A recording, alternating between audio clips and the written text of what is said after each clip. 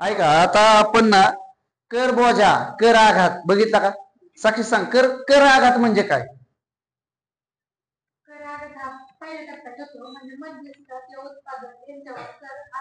Good. आणि कराचा बोजा कोणावर असतो?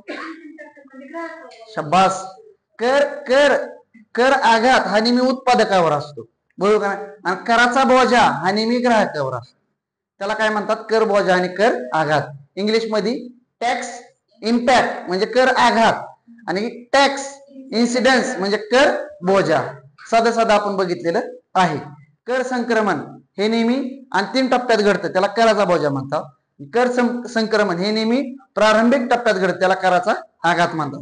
ह्या संकल्पना आपण बघितल्यात, बरोबर का राऊत? ऋषिकेश, श्रावणी, व्हिडिओ चालू केली की ढेकरी तुम्हाला काय कळलं का? दुपारी असल्यामुळं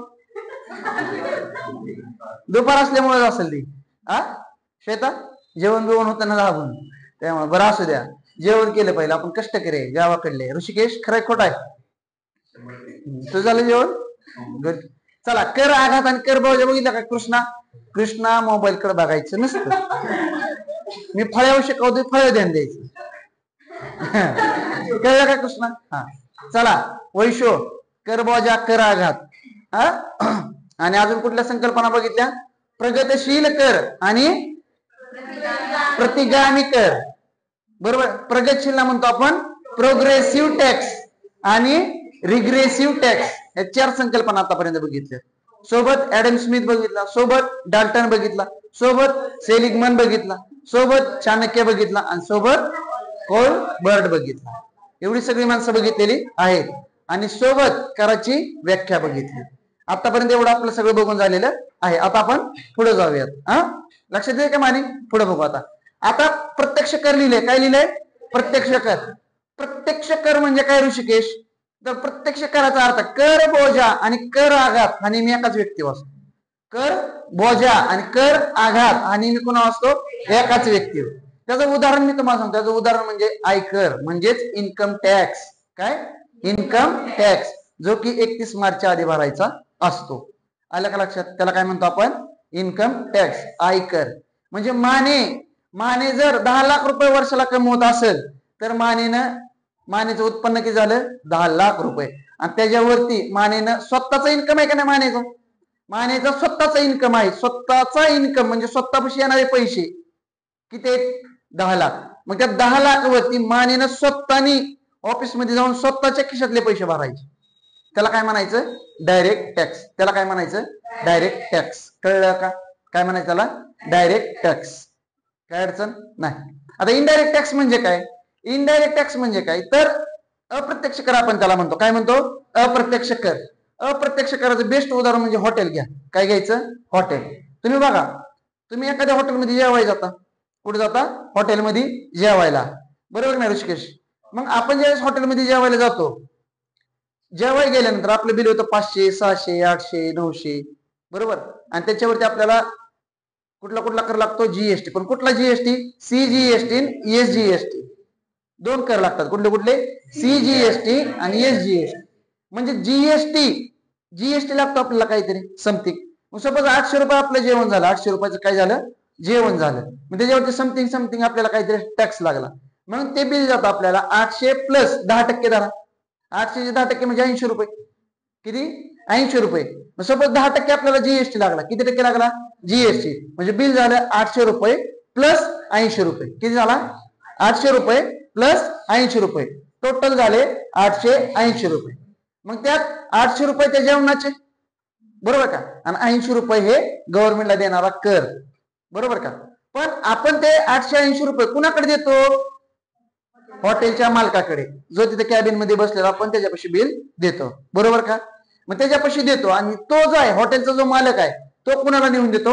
गव्हर्नमेंटला. कुणाला नेऊन देतो? गव्हर्नमेंटला. त्याला आपण म्हणतो अप्रत्यक्ष टॅक्स. त्याला आपण काय म्हणतो? अप्रत्यक्ष टॅक्स. अर्थ कळला का? म्हणजेच काय? अप्रत्यक्ष करामध्ये कराचा आघात आणि कराचा बोजा नेहमी वेगवेगळ्या व्यक्तींवर पडतो. बोललेलो कळलं का? कराचा आघात, कराचा बोजा नेहमी वेगवेगळ्या व्यक्तींवर पडतो. त्याला आपण म्हणतो अप्रत्यक्ष कर. त्याला आपण काय म्हणतो? अप्रत्यक्ष कर. अर्थ कळला का? बघा प्रत्यक्ष करामध्ये मानेनं स्वतःहून बिल नेऊन दिलं, टॅक्स नेऊन दिला मार्च एंडच्या आधी. तुम्ही म्हणता March end March end March end म्हणजेच काय, 1 एप्रिल पासून आपलं नवीन आर्थिक वर्ष चालू होणार असतं आणि 31 मार्चच्या आधी आपल्याला सगळं गव्हर्नमेंटला कॅल्क्युलेशन्स द्यावे लागतात. आमच्यापाशी किती आलंय, किती गेलं, हे सगळं सगळं सगळं सगळं आपलं कुणाला द्यावं लागतं, गव्हर्नमेंटला, म्हणजे 31 मार्चच्या आधी. बरोबर का? मानेचं उत्पन्न किती होतं, 10 लाख. मानेनं स्वतःचं उत्पन्न 10 लाख, म्हणून त्यानं स्वतःच जाऊन कुणाला पैसे दिलं, गव्हर्नमेंटला, कर स्वरूपात. कसल्या स्वरूपात, कर स्वरूपात. त्याला आपण म्हणलं प्रत्यक्ष कर. आणि अप्रत्यक्ष कर म्हणजेच काय, आता ऋषिकेशचं दुकान होतं, हॉटेल होतं ऋषिकेशचं, काय होतं, हॉटेल. मग आपण सगळे ग्रुपने गेलो जेवायला, आपलं बिल झालं सपोज 800 रुपये. किती रुपये झालं, 800 रुपये. आपण गेलो हॉटेलमध्ये ऋषिकेशच्या, आपले बिल झाले 800 रुपये. जेवण बिवण झालं, ढेकर बिकर दिला आणि बडीशेप खाता खाता आपण बिल दिलं. मग बिल देताना ऋषिकेश म्हणला हे 800 आणि त्याच्यावर जीएसटी 80 रुपये. जीएसटी किती, 80 रुपये. किती रुपये, 80 रुपये. मग तुम्ही बडीशेप खाता खाता गुगल पे केलं 880 रुपये. बरोबर का? आणि तुम्ही तिथनं बाहेर आला आणि तसंच घरी गेला, विषय क्लोज झाला का नाही तुमचा? बरोबर का? मग ते 800 रुपये प्लस 80 रुपये, बरोबर का नाही, 800 ऋषिकेशने स्वतःपाशी ठेवलं आणि जे 80 रुपये होते का, ऋषिकेश लगेच उजाडल्या दुसऱ्या दिवशी गव्हर्नमेंटच्या ऑफिस मध्ये गेला आणि जीएसटी भरून आला. अर्थ कळला का? म्हणजेच काय, जीएसटी भरायला तुम्ही गेलता का, म्हणजे ग्राहक गेलता का, नाही. कोण गेलता, ऋषिकेश, हॉटेलचा मालक ऋषिकेश होता, ऋषिकेशने भरून आला. म्हणजे कराचा आघात हा ऋषिकेशवर पडलेला. जीएसटी भरणा कोण करायचा, ऋषिकेशने. जीएसटी भरायचा कोणी, ऋषिकेशने. पण ऋषिकेशनं तो कर, तो टॅक्स कुणाच्या खिशातनं घेतला, ग्राहकांच्या, म्हणजे आपल्या सगळ्यांच्या. म्हणजे कराचा बोजा कुणावर पडला, ग्राहकावर, म्हणजे आपल्यावर पडला. अर्थ कळला का? प्रत्यक्ष कर, अप्रत्यक्ष कर. नक्की. मग आता त्याच्या काही आपण फॅक्ट्स बघूया जे आयोग विचारते. तुमचा राज्यसेवा असो, आता राज्यसेवा डिस्क्रिप्टिव्ह झाली, त्याच्यासाठी तर 1,00,000% आपले लेक्चर फायदेशीर आहे. 1,00,000%. कळतंय का? हा, ही पहिली गोष्ट. दुसरी गोष्ट, तुमची राज्यसेवा डिस्क्रिप्टिव्ह असो किंवा ऑब्जेक्टिव्ह असो, तुमचे कंबाईन ऑब्जेक्टिव्ह असो, लक्षात येते का, सरळ सेवा असो, कुठली एक्झाम असो, त्याच्यासाठी 1 नंबर. लक्षात येते, कॉन्सेप्ट व्यवस्थित क्लिअर करून घ्या. बाकीच्या फॅक्च्युअल गोष्टी बरोबर तुमच्या लक्षात राहणार आहे. कळलं का प्रांजली? आता बघा मी काय बोलतोय ते नीट आहे का, कॉन्सेप्ट क्लिअर झाला का तुमचा? नक्की. प्रत्यक्ष कराला इंग्लिश मध्ये म्हणतात डायरेक्ट टॅक्स. काय म्हणतात, काय बोलतात, डायरेक्ट टॅक्स. Direct tax. आणि अप्रत्यक्ष कराला म्हणतात इनडायरेक्ट टॅक्स. डायरेक्ट टॅक्स आणि इनडायरेक्ट टॅक्स. कळलं का? बघा, कराचा आघात आणि कराचा बोजा नेहमी एकाच व्यक्तीवर. कराचा आघात आणि कराचा बोजा नेहमी कोणावर, एकाच व्यक्तीवर. फॉर एक्झाम्पल माने, बरोबर की नाही. तसं इथं अप्रत्यक्ष करामध्ये काय, कराचा आघात, कराचा बोजा विविध व्यक्तीवर. म्हणजे उदाहरण ऋषिकेश आणि आपण सगळे, आपण वेगवेगळे व्यक्ती होतो का नाही, म्हणजे आपला गट वेगळा होता का नाही 80 रुपये भरणारा, आणि तेच 80 रुपये घेऊन ऋषिकेशने तिकडे भरले, म्हणजे विविध व्यक्तींवर पडला का नाही. कराचा आघात ऋषिकेशवर, कराचा बोजा ग्राहकावर. बरोबर का? Concept clear? काही ना प्रीती, कळलं का? विविध व्यक्तींवर. आता बघा मी काय बोलतो, हस्तांतरणीय नाही आणि हस्तांतरणीय आहे. आता काय बोलतोय नीट आहे का? प्रत्यक्ष कर हा हस्तांतरणीय नाही. म्हणजेच काय, हस्तांतरणीय म्हणजे काय तेच तुम्हाला सांगतो. माने असं म्हणू शकतो का, सर मला इन्कम टॅक्स एवढा भरायचा आहे, तुम्ही भरा की माझ्यावरचा. मी मानेला धरून हानीन का नाही? श्यामनी काय वाटतं तुला? का मानेला मी काय म्हणणार, तुझा टॅक्स आहे, तूच भरून ये. बरोबर का नाही? टॅक्स कोणाचा आहे, तुझा. कमावलंय कुणी, तू. भरायचं कुणी, तूच. म्हणजे मानेनं तो हस्तांतरण केला का, म्हणजे ट्रान्सफर केला का, स्वतःपासून दुसऱ्यापाशी केलेला नाही. कळते का प्रीती? म्हणजे प्रत्यक्ष कर हा हस्तांतरणीय नाही. अर्थ कळला का? तसं अप्रत्यक्ष करायला काय बोललो, हस्तांतरणीय आहे. ऍक्च्युली नीट आहे का मी काय बोलतोय? खरं तर ऋषिकेशला जीएसटी भरायचा असतो, पण ऋषिकेशनं जो जीएसटी स्वतः भरायचा तो कुणाला दिला, ग्राहकाला. कुणाला दिला? म्हणून अप्रत्यक्ष कर हा नेहमी काय असतो, काय हस्तांतरणीय असतो. म्हणजे हस्त अंतर. कळलं का मी काय बोलतोय? ट्रान्सफर केला का नाही त्यानं कर, जो स्वतःवरती आलता, ऋषिकेशच्या अंगावरती जीएसटी भरायचा होता, तो त्यानं स्वतःच्या खिशातनं भरला का? तो त्यानं ग्राहकावर ढकलून दिला, ग्राहकाकडून वसूल केला, स्वतः पैसे घेतला, स्वतःने जाऊन गव्हर्नमेंटला दिला. म्हणजेच अप्रत्यक्ष कर कसा असतो? हस्तांतरणीय. कसा असतो? हस्तांतरणीय. अर्थ कळला का तनुजा? काय अडचण? सुहानी, दीक्षा, नक्की दंडनादन रुचा. पुढे बघा आता काय बोलतोय? गुण आणि दोष. गुण आणि दोष. गुण म्हणजे काय? की प्रत्यक्ष कराचे फायदे काय, म्हणजे गुण काय, प्रत्यक्ष कराचे गुण काय. तुम्हाला माहिती आहे पुरोगामी, प्रत्यक्ष कर हा पुरोगामी आहे, प्रोग्रेसिव्ह. म्हणजेच काय? प्रोग्रेस होती ना. प्रोग्रेस म्हणजे प्रगती होती का नाही? कुणाची प्रगती होती? गव्हर्नमेंटची. इन्कम टॅक्स मुळे होती की नाही? होती का? आयकराने गव्हर्नमेंटची काय होते? प्रोग्रेस होती. इथं काय लिहिलंय? प्रत्यक्ष कर हा पुरोगामी आहे. कसला आहे? पुरोगामी. म्हणजेच काय? बघा नीट ऐका, काय बोलतोय. प्रत्यक्ष कराचं उदाहरण सांगितलं मी तुम्हाला. काय? Income tax. इन्कम टॅक्सचे स्लॅब आहेत का? काल आपण उदाहरण बघितलं इन्कम टॅक्सचे. काय? तुमचं जसं जसं उत्पन्न वाढेल तसं तसं टॅक्स वाढत जातो. म्हणजेच काय झालं? पुरोगामी, प्रोग्रेसिव्ह. म्हणजे कर महसूल गव्हर्नमेंटचा वाढत चाललाय का? जडजड होते का श्रावणी? नाही ना? कॉन्सेप्ट क्लिअर आहेत ना मागच्या? हा. माने, हा. सुहानी, गुड. बघा प्रत्यक्ष कर हा काय? पुरोगामी आहे. काय आहे? पुरोगामी. म्हणजेच काय? की प्रत्यक्ष कर पुरोगामी कसा? पुरोगामीचं उदाहरण घेतलेलं आपण इन्कम टॅक्स. तेच उदाहरण प्रत्यक्ष कराचं पण आहे, बरोबर का? म्हणजे काय? की आता पुरोगामी कर म्हणजे काय? की त्याचे स्लॅब आहेत बघा. इन्कम टॅक्स मध्ये स्लॅब आहेत का? 2.5 लाख ते 5 लाख 5% भरा, 5 लाख ते 10 लाख 10% भरा, 10 लाखाच्या वर 30% भरा.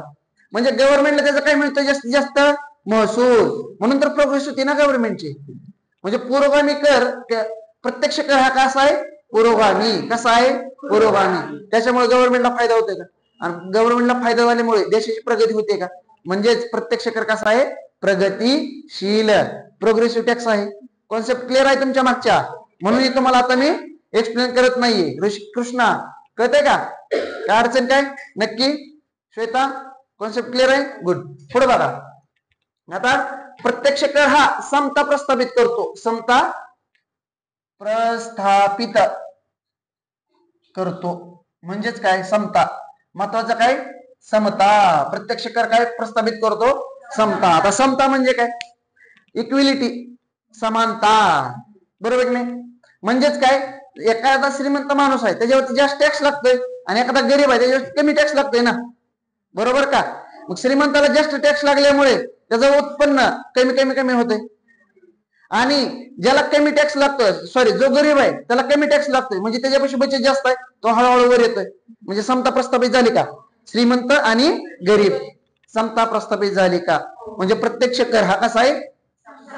समता प्रस्थापित करतो. अर्थ कळला का? नेक्स्ट. कर वसुली सोपे. कर वसुली कशी आहे? सोपी. कशी आहे? सोपी. कारण का? मानेला धरला डायरेक्ट. का नाही भरला टॅक्स? मानेला मी लगेच धरू शकतो ना, बरं टॅक्स चल, ते म्हणलं आता नाही परत, नाही बरं लगेच. असं होऊ शकतं का? असं होत नसतंय. ते दम टाकत नाहीत, एवढं नसतंय. ते लोक करच भरणार नाहीत अशानं, प्रेमाने असतंय ते. इन्कम टॅक्स जर 2-3 वर्ष भरला ना टॅक्स किंवा उत्पन्नात जर इकडे तिकडे गप्पा केला तर इन्कम टॅक्सची रेड पडते. बिल्डिंगच्या बिल्डिंग बांधल्यात, बंगल्यात जायला ऑडी फॉर्च्युनर, गेटवर उभा गेला, गेस्ट आले की गेस्टला बंगल्यात जायला ऑडी फॉर्च्युनर, एवढी प्रॉपर्टी आहे मानेची, मग इन्कम टॅक्सची रेट पडणारच ना. एवढं आलं जवळ कुठनं, विचारलं पाहिजे का नाही? इथं आम्ही नाही, विषय वेगळा होईल, जाऊ दे.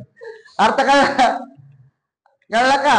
इन्कम टॅक्सची गाडी सुद्धा साध्या गाडी देतात, स्कॉर्पिओ, बोलेरो, तुमच्याकडे ऑडी कुठनं, बरोबर का नाही? म्हणून चौकशी होणार कुणाची?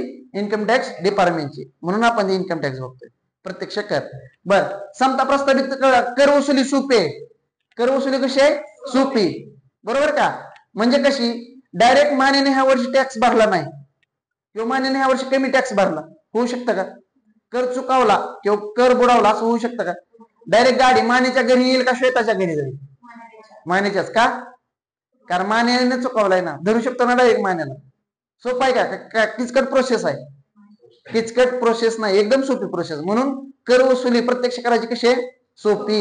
कशी आहे? सोपी. कर वसुली कशी? सोपी. लवचिक कर आहे. कसला कर आहे? वैशू कराडायला लागली. काय गेलं डोळ्यात? बर, मी एवढा खूप पाहायला लागलो नाही ना तुझं काय? बरं ठीक आहे. हा, लवचिक करचा अर्थ काय? लवचिक कर. लवचिक कर म्हणजे काय की लवचिक कर म्हणजे काय? प्रत्यक्ष कर लवचिक आहे. लवचिक म्हणजे फ्लेक्झिबल. फ्लेक्झिबल म्हणजेच काय? प्रत्यक्ष कर म्हणजेच काय की तुमच्यापासून उत्पन्न वाढले की तुम्ही कर वाढवू शकता. फ्लेक्झिबल आहे का? आहे का फ्लेक्झिबल? अर्थ कळतोय का? म्हणजे तुमचं उत्पन्न 5 लाख आहे. आता ते 5 लाखाच्या वर गेलं. 5 लाखापर्यंत तुम्ही 5% टॅक्स भरत होता. 5 लाखापर्यंत तुम्ही 5% टॅक्स भरत होता. पण 5 लाखाच्या वर तुमचं उत्पन्न गेलं, तुम्हाला आता 10% टॅक्स लावायचा. म्हणजे प्रत्यक्ष कर कसा झाला? फ्लेक्झिबल म्हणजेच लवचिक. अर्थ कळला का? का निश्चित आहे प्रत्यक्ष कर? नाही, अनिश्चित आहे म्हणजेच लवचिक आहे. अर्थ कळला का? काय अडचण? स्वानी, तनुजा? नाही, इथपर्यंत काय अडचण नाही. आता तुम्ही जो काय कर आहे प्रत्यक्ष कर, त्याच्याशी संबंधित कुठली संस्था आहे? सीबीडीटी. म्हणजेच काय? म्हणजेच काय? Central board of direct tax. काय म्हणायचं तिला? Central board of direct tax. काय म्हणायचं? Central board of direct tax. कळलं का? हा, central board of direct tax. काय म्हणायचं?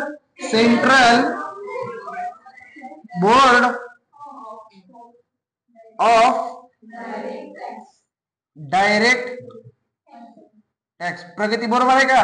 फुल फॉर्म नक्की? प्रगतीला गावं ना पुस्तकात. आगे प्रगती इथं आहे का सोन्याची? थांब, पान. अप्रत्यक्ष कर, प्रत्यक्ष कर. हे बघ, central board of direct tax. कळलं का? हा, कोणाचा पण पी होणं सोपं नसतं, सगळी माहिती लागते. आलं लक्षात? नाही कळलं? जाऊ द्या, असू द्या.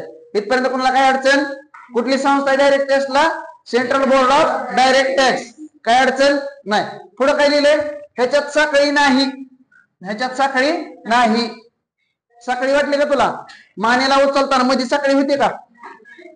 मानेला टॅक्स भर म्हणताना साखळी होती का? म्हणजे साखळी नाही. लक्षात येते का? मानेने टॅक्स भरताना दुसऱ्याचं नाव दिलं का? टॅक्स भरताना स्वतःलाच भरावं लागला का नाही? मध्ये आधी कोण होता का? जसं अप्रत्यक्ष करामध्ये तसं ऋषिकेश. हा, म्हणजे साखळी नाही प्रत्यक्ष करामध्ये.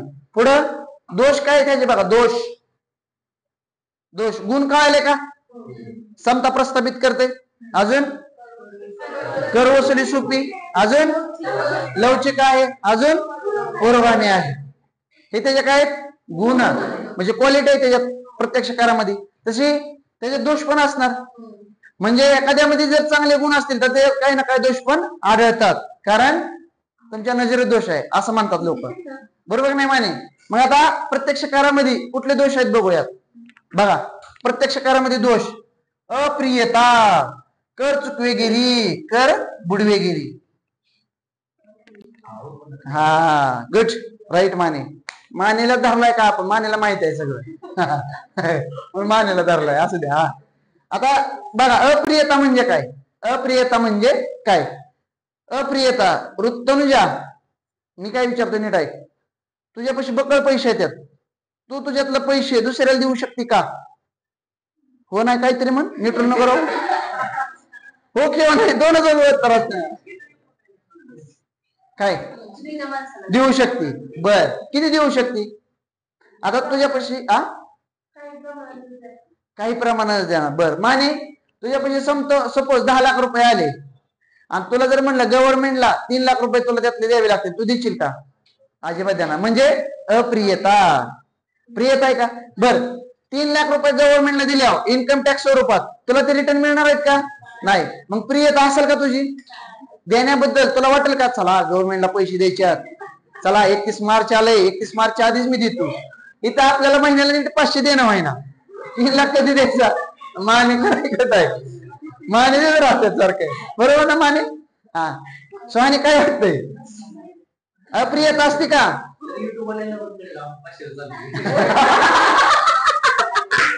ठीक आहे, असू द्या, असू द्या. म्हणजे काय दोष? काय? अप्रियता. प्रत्यक्ष कराबाबत माणसांची काय असती? अप्रियता. माणसाला प्रत्यक्ष करू नको नकोसा वाटतो का? कारण बघा ना, भराव भरपूर लागतंय, आपल्याला ती आवड नाहीये भरण्यासंदर्भात. कळते का श्वेता? नाही. पुढं काय, कर चुकवेगिरी, कर बुडवेगिरी, चुकवेगिरी एक वाटतंय का तुम्हाला? हा, पण शब्द वेगळे आहेत, म्हणजे अर्थ पण वेगळेच असणार. कर चुकवेगिरी, कर बुडवेगिरी म्हणजे काय? गणपती बाप्पाचं आता विसर्जन झालं म्हणजे गणपतीला काय केलं? बुडवलं. परत बाहेर काढू शकता का तुम्ही? नाही. आता ते बुडवलेच ना, बुडवले की बुडवलं, आता पुढच्या वर्षी नवीनच. बुडवेगिरीचा अर्थ कळला का? बुडवायचं, त्याच्या परत आपला संबंधच नाही आला पाहिजे. बुडवलं की बुडवलंच.